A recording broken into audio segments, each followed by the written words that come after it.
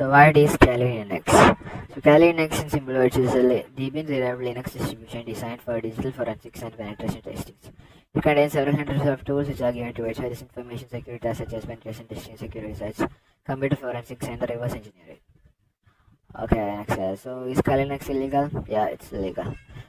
No, I mean it's legal. Kali Linux operating system is used to learn hacking, practicing penetration testing. Not only Kali Linux, installing an operating system is legal.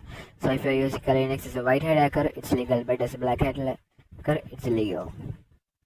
Okay, so why use Kali Linux? Because it's free, it's got more than you could ever think of. It has over 600 different tools and it's open source and it is completely customizable.